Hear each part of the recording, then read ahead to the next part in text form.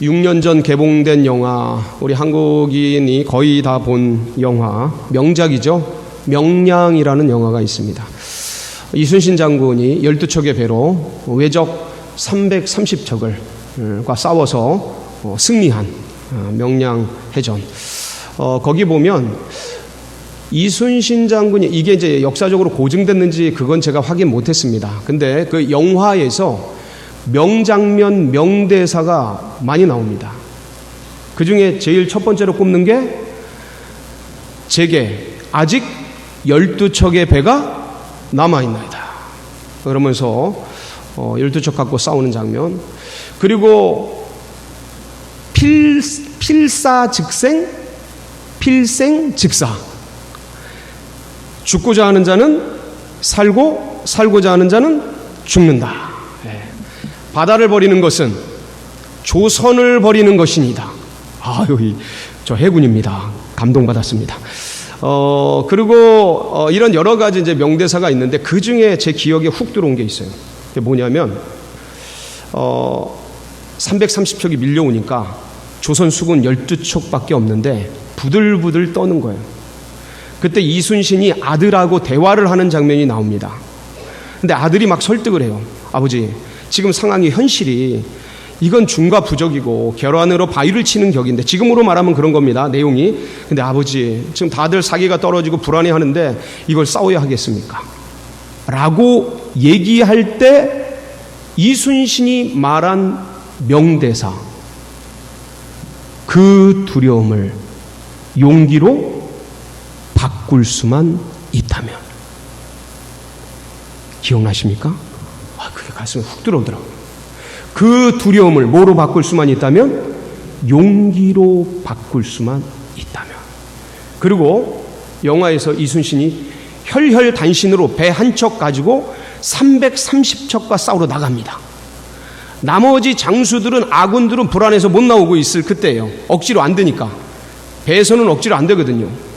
근데 홀로 330척과 맞서 싸우는 그 장면을 뒤에서 불안에 떠는 이 아군들이 보면서 갑자기 눈이 뒤집어지고, 그리고 이들이 이순신 장군을 보호하고 같이 싸우러 나가서 목숨 걸고 싸우면서 나가서 330척을 이겨내었습니다. 그러니까 이 장면에서 자세히 보면 불안에 떨고 있는 그 아군들의 불안과 두려움과 공포를 이순신 장군이 홀로 나가 싸움으로써 그 두려움이 뭐로 바뀐 거예요? 용기로 바뀐 거예요. 그러면서 외적 330척을 때려 부시고 기적 같은 승리를 일구어낼 수 있었던 거죠. 그렇다면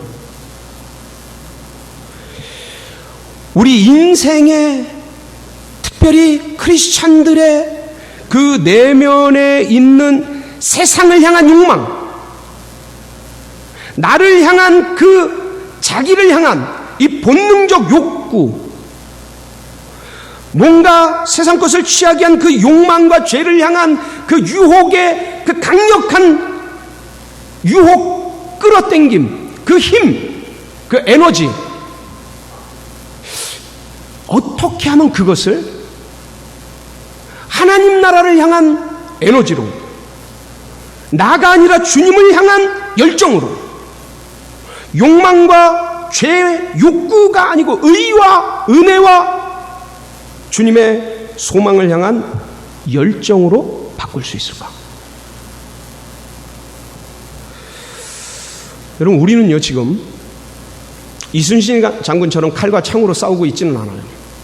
총과 대포로 싸우는 전쟁터에 있지는 않아요. 그러나 보이지 않는 치열한 삶의 전쟁터, 더욱이 영적으로 치열한 영적 전쟁, 이 죄와의 전쟁, 세상 욕구와의 전쟁, 치열한 경쟁 사회 속에서 나도 모르게 던져져 있는 정글과 밀림 같은 이 인생 속의 치열한 전쟁터에 던져져 있어요. 그러면서 우리 안에 쏟아져 나오는, 나도 원하지 않고 그들도 원하지 않지만 그러나 어쩔 수 없이 연약한 인생들이 가지고 있는 이 상처와 고난과 불안과 두려움과 아픔과 공포들이 우리 속에 밀려 들어오고 있어요. 이걸 어떻게 기쁨과 용기로 바꿔낼 수 있을까? 저는 오늘 이 말씀을 통해서 이 부분을 같이 파고 들어가 보고 싶은 겁니다. 여러분, 이 말씀을 풀어갈 때에 영적인 메시지가 여러분 심령을 울리고 여러분의 삶의 좌표와 방향을 새롭게 하는 귀한 은혜가 있으시길 축복합니다. 오늘 주인공은 요셉입니다. 요셉은 야곱의 11번째 아들입니다. 라헬이 낳은 첫 아들이죠. 야곱이 첫눈에 뿅 간, 하란에서 첫눈에 뿅 간 첫사랑이 누굽니까? 라헬. 그래서 그가 낳은 첫 아들 요셉 너무 귀히 사랑했어요. 그래서 채색 옷을 입히고 같이 친밀하게 지냈어요. 이 성경에 등장하는 그 요셉이 등장하는 장면이 17살에 등장을 해요.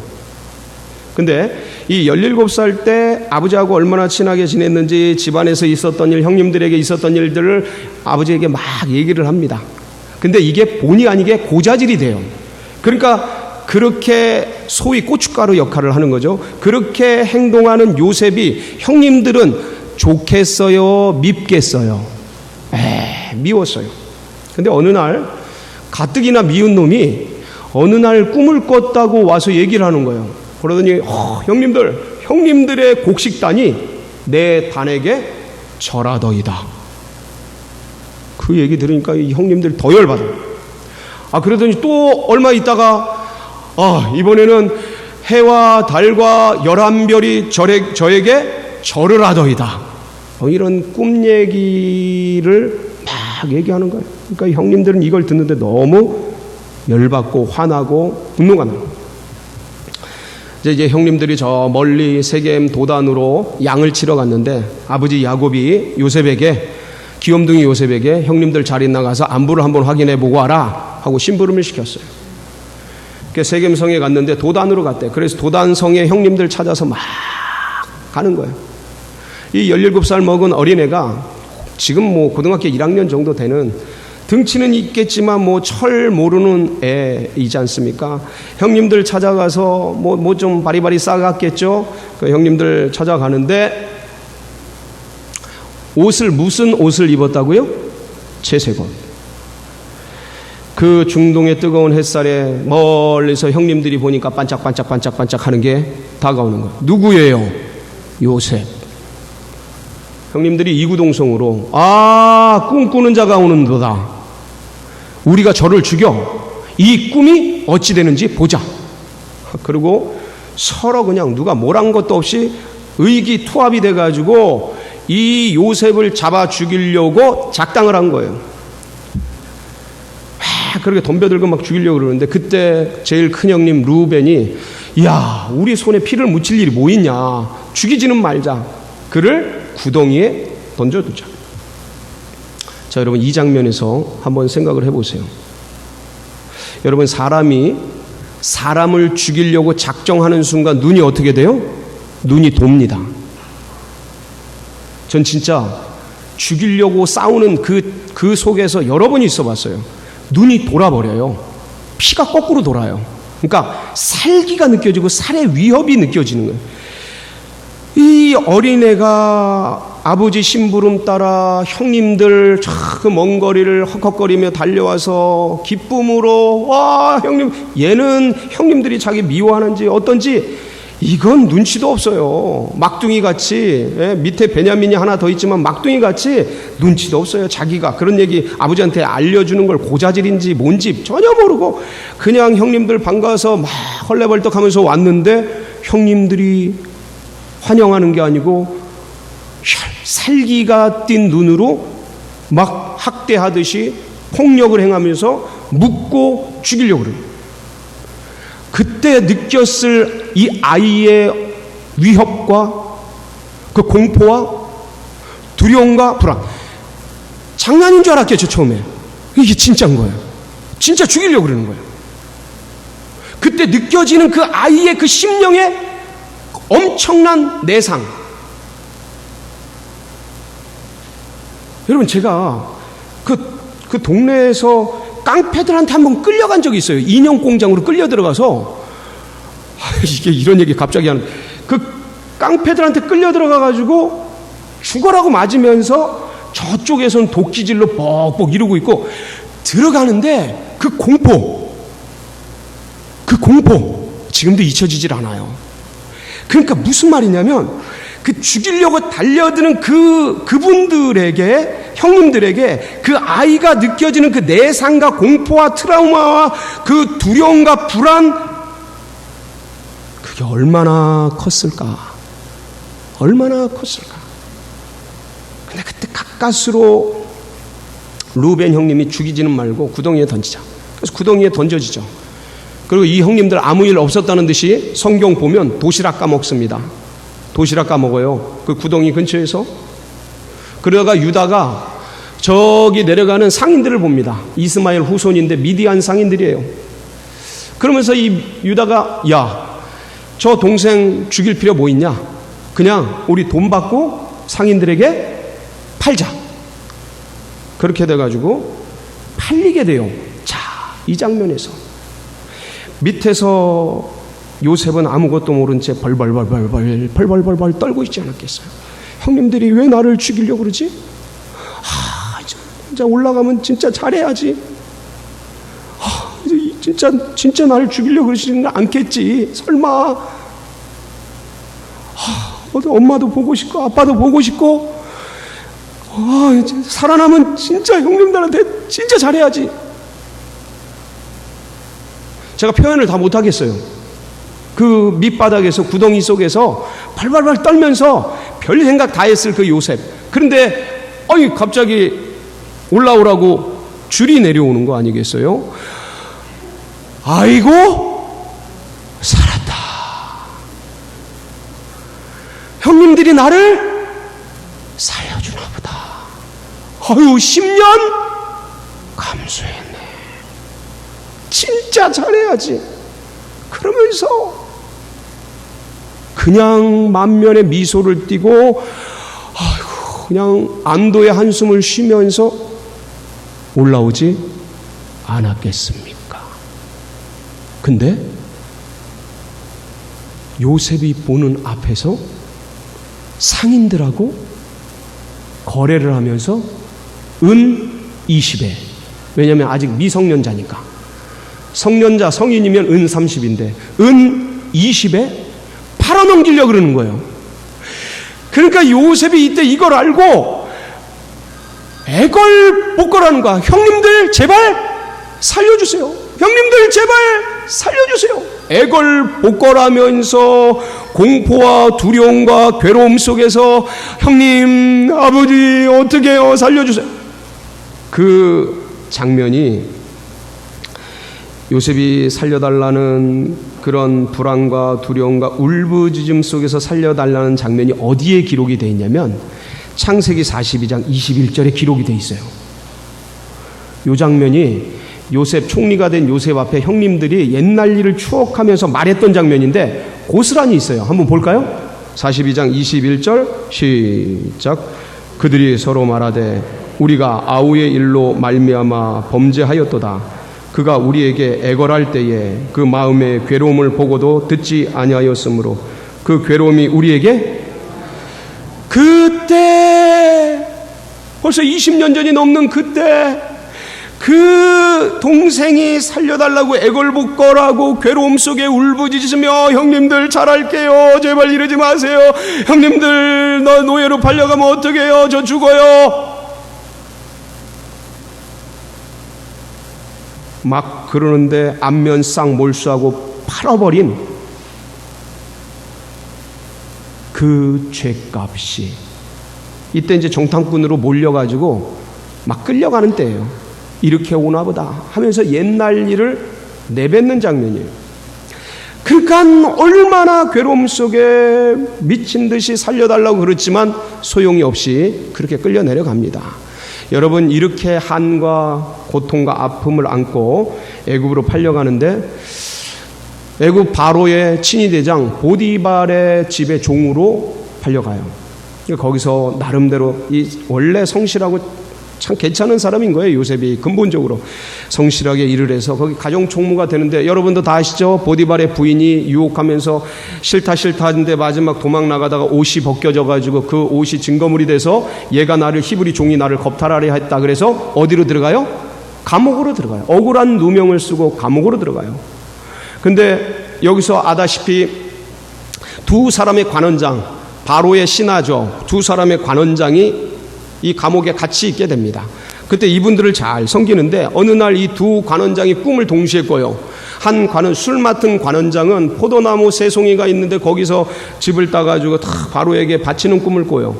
그리고 이 떡 맡은 관원장은 떡 세 덩이가 머리 위에 있는데 새들이 날아서 그 하얀 떡을 집어먹는 그 꿈을 꿉니다. 이게 뭔가 아리송할 때 요셉에게 얘기하니까 요셉이 그걸 해석을 해줍니다. 술 맡은 관원장은 이제 사흘 뒤에 이제 회복이 될 텐데, 복직이 될 때 관원장이요, 저는 진짜 잘못한 일이 없습니다. 아시다시피. 그러니까 복직이 되면 저를 여기서 구원해 주시고 저를 기억해 주소서 하면서 간곡하게 부탁을 드립니다. 그래서 이 부탁을 드리고 났더니 떡 맡은 관원장이 신이 나가지고, 이야, 좋은 일이구나, 나도 좋은 일이겠지. 그리고 해몽을 들으려고 그랬더니 요셉이 말하길 사흘 뒤에 똑같은 비슷한 꿈인데 안타깝게도 떡 맡은 관원장께서는 이렇게 안 돼서, 복직이 안 되고 나무에 달려서 새들이 와서 당신의 머리를 먹게 될 겁니다. 딱 해석을 했는데, 그대로 사흘 뒤가 무슨 날이에요? 바로의 생일날. 좋은 날이니까 이 여러 가지 일들을 하다가 이 술 맡은 관원장은 말 그대로 복직이 되고, 떡 맡은 관원장은 그대로 처형이 돼버려요. 새 먹이가 돼버려요. 그러고 나서 복직된 술 맡은 관원장은 요셉을 기억해서 다 거기로부터 끄집어내 주었을까요? 잊어버렸을까요? 새카맣게 잊어버린 채 2년의 세월이 흘러갑니다. 거기서 요셉은 이제나 저제나 술 맡은 관원장께서 복직이 되셨으니 나를 구해주러 오시겠지.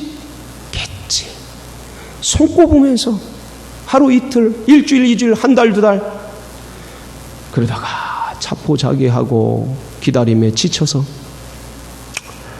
그렇게 세월이 흘러갑니다. 이렇게 2년이 지나가는데 이번엔 누가 꿈을 꿔요? 바로가 꿈을 꾸네.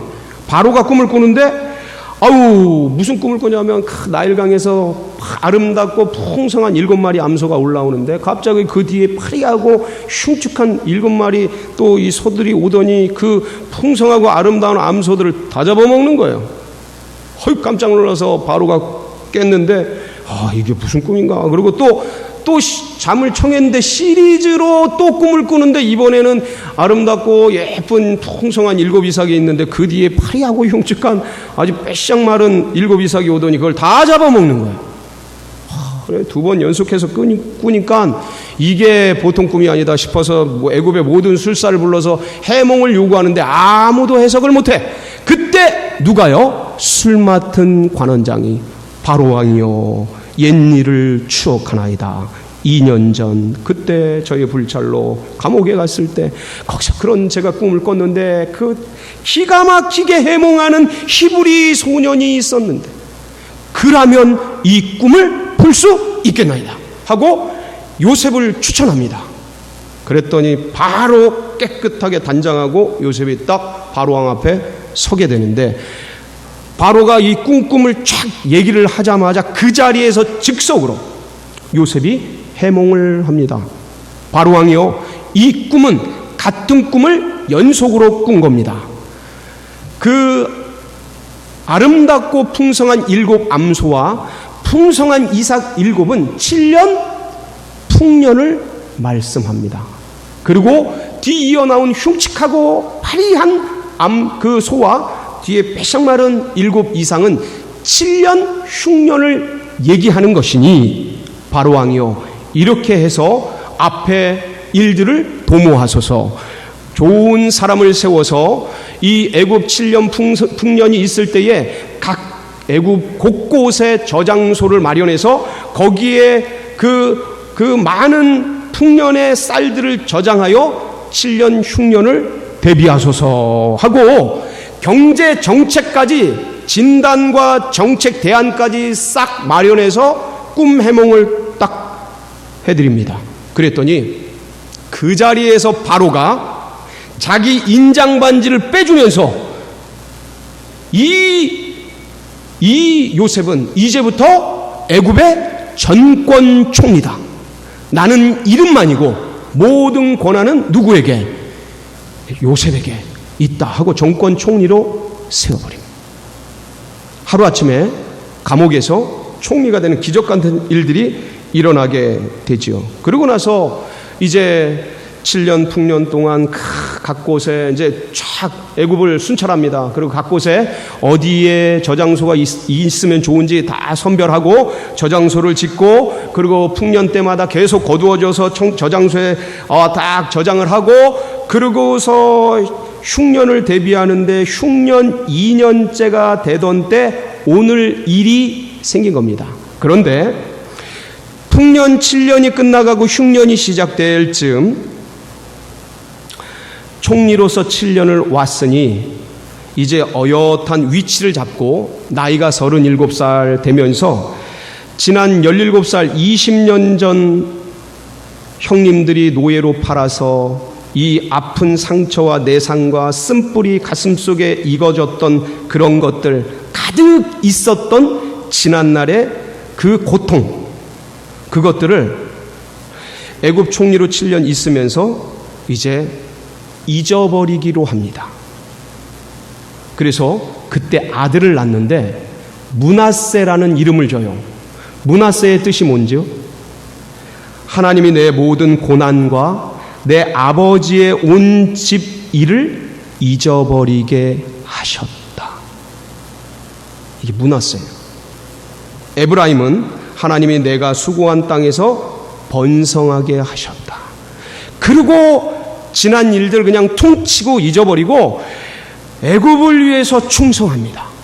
애굽의 총리로서 애굽의 식량을 잘 저장하고 곳곳에 저장소를 마련하고 이걸 통치하고 경제정책 입안하고 정치적으로 이걸 어떻게 효과적으로 이끌어갈지 잘 해가고, 그리고 2년간 흉년 때 더 어떻게 재산을 더 어떻게 바로를 풍성하게 할지 이런 모든 것들을 시행해 가는 거예요. 그러던 어느 날 누가 내려와요? 형님들이, 가나안의 곡식들이 떨어져서 애굽에 식량이 있다는 얘기를 듣고 형님들이 찾아오게 됩니다. 그리고 총리시니까 요셉인지 모르죠. 형님들이 요셉에게, 총리님께 절을 하는 장면이 나와요. 그게 창세기 42장 6절입니다. 한번 볼까요? 시작. 때에 요셉이 나라의 총리로서 그 땅 모든 백성에게 곡식을 팔더니 요셉의 형들이 와서 그 앞에서 땅에 엎드려 뭐하매?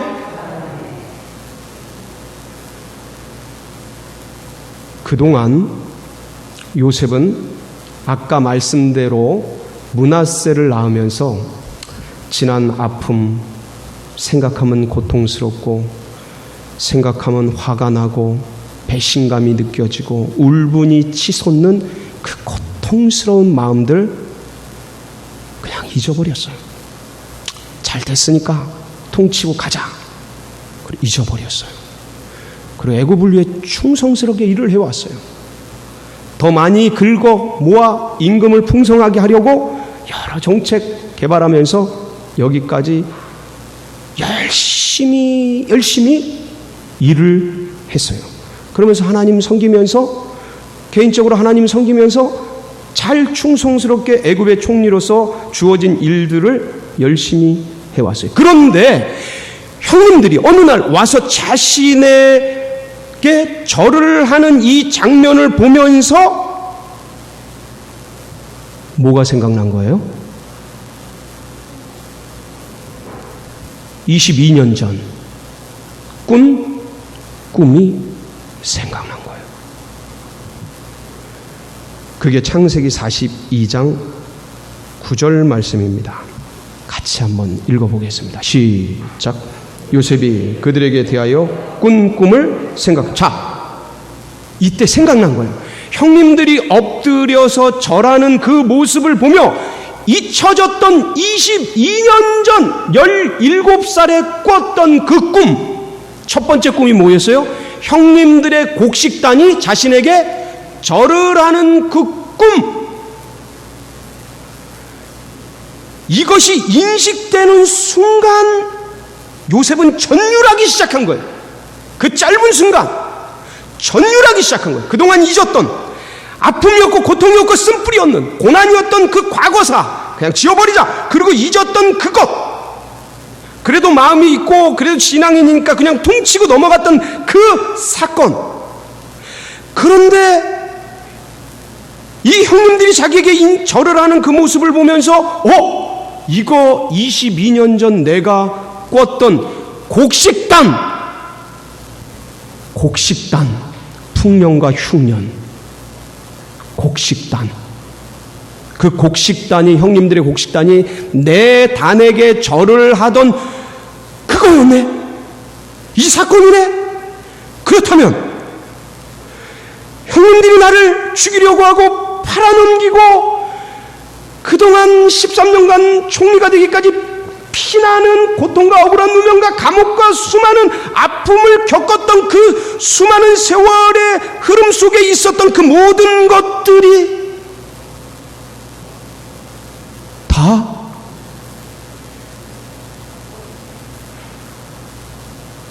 하나님의 인도하심 이었다라는 것을 그때 요셉은 깨닫게 됩니다. 원망이고 불평이고 고통이고 아픔이고 생각만 하면 이빨이 갈리고 분노가 나는 과거사의 고통스러운 쓴뿌리, 고난의 삶의 자국, 흔적이었을 뿐이고 그냥 좋은 마음에 억지로 좋은 일 됐으니까 총리 됐으니까 잊어버린 그 일이 주님의 놀라운 인도하심과 계획하심과 이끄신 가운데 있었던 큰 그림. 이거를 신학적 용어로, 종교적 용어로, 신앙적 용어로 뭐라 그래? 하나님의 섭리였다는 것을 깨달으면서 전율이 일어납니다. 그걸 깨달으니 그동안 애굽을 위해, 애굽의 경제 정책을 위해 어떻게 되면 더 부강하게 될까를 생각하면서 신실하게 일해왔던 애굽의 사고와 관점이 바뀌기 시작해요. 나를 총리시킨 이유는 이거였구나. 나를 나되게 하신 것들은 바로 이거였구나. 나를 먼저 보내신 거였구나. 형님들이 나를 판 게 아니고 주님이 나를 그렇게 인도하신 거였구나. 이제 두 번째 꿈, 해와 달과 엄마 아버지와 11별 베냐민까지 전부 절을 하게 되는 하나님이 그분들을 다 이곳으로 옮기시려고 하는 것이었구나. 그래서 그분들을 보호하게 하시는, 하나님의 백성들을 보호하게 하려는 구원의 일을 하도록 나로 하여금 이곳에 먼저 보내셔서 그 고대디 고난 겪게 하여 주시고 총리로 만들어 주셨구나. 나 먹고 나 잘 살고 이 애굽을 위해 충성하고 일하고 하라는 것이 아니고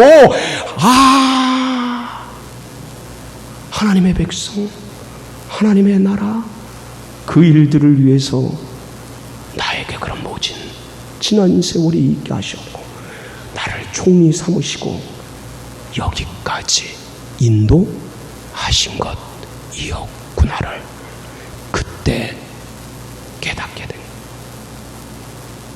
그리고 이제는 애굽을 위해 일하는 게 아니고 하나님 나라를 위해, 애굽의 경제 정책을 위해 일하는 게 아니고 주의 백성들의 구원 정책을 위해 일하기 시작했던 것입니다.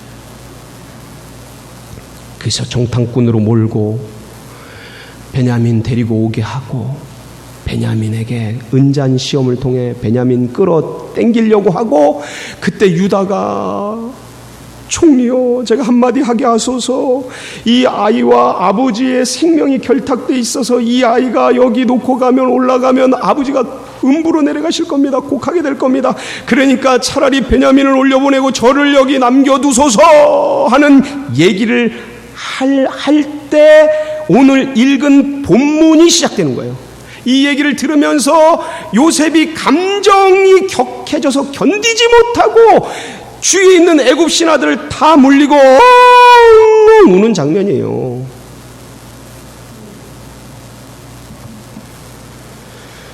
그리고 자신들에게 있었던 형님들, 제가 요셉입니다. 형님들이 판자입니다. 못 알아보니까. 근데 걱정하지 마십시오. 이렇게 된 것은 형님들이 절판 게 아니고 하나님이 나를 이곳으로 먼저 보내신 것이니 나를 팔았다고 원망하지 마소서. 나는 이제 하나님의 섭리를 깨달은 자입니다. 이제 걱정하지 마시고 다 불러내리소서. 그래서 여기서 제가 형님들과 형님들의 자손과 형님들의 후손들을 다 먹이게 살리겠나이다.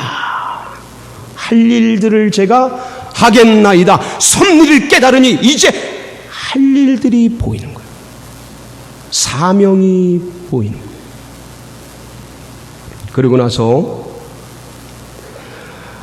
마지막에 요셉이 자신도 늙어서 떠나게 할 때 이 사명을 깨달았다라는 것을, 요셉이 사명 깨달았다는 것이 어디에 정확하게 나오냐면 마지막 창세기 50장에 보면 24절로 26절에 이런 유언을 합니다. 요셉이 한번 보겠습니다. 시작. 요셉이 그의 형제들에게 이르되 나는 죽을 것이나 하나님이 당신들을 돌보시고 당신들을 이 땅에서 인도하여 내사 아브라함과 이삭과 야곱에게 맹세하신 땅에 이르게 하시리라 하고, 요셉이 또 이스라엘 자손에게 맹세시켜 이르기를 하나님이 반드시 당신들을 돌보시리니 당신들은 여기서 내 해골을 메고 올라가겠다 하라 하였더라. 요셉이 110세의 죽음에 그들이 그의 몸에 향재료를 놓고 애굽에서 입관하였더라. 애굽에서 뭐 하였더라? 입관만 합니다. 요셉은 하나님의 섭리를 알았던 거예요. 내가 할 일은 이분들을 여기에 모셔서 여기에 잘 정착하게 하고 지켜드리는 거다. 그럼 하나님이 후일 아브라함과 이삭과 야곱에게 약속하셨던 가나안 땅 그걸 주실 텐데, 그 나갈 때 내 해골을 여기에 두지 말고 가지고 나가서 가나안 땅에 하관하게 되는 그 유언을 남긴 겁니다. 그리고 말씀 그대로 여호수아서에 보면 이루어지지요. 사랑하는 성도 여러분,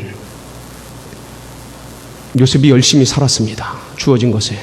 근데 하나님의 섭리를 깨닫는 순간 이제는 애굽이 아니라 하나님 나라 위에 먹고 살고 나를 위해 경제정책, 이게 아니라 하나님의 백성의 구원 정책에 눈이 떠졌던 거죠. 마치 바울의 비늘이 벗겨지는 것 같아요. 엘리사의 게하시의 그 좋은 게하시의 눈이 벗겨져서 영의 세계가 보였던 것처럼 하나님의 섭리의 세계가 보이면서 사명, 할 일들, 그것들을 열심히 했던 모습처럼 우리 사랑하는 모든 성도님들도 하나님의 섭리 속에 주어진 그 일들을 힘차게 해나가는 은혜가 있길 축복합니다. 같이 기도하시겠습니다.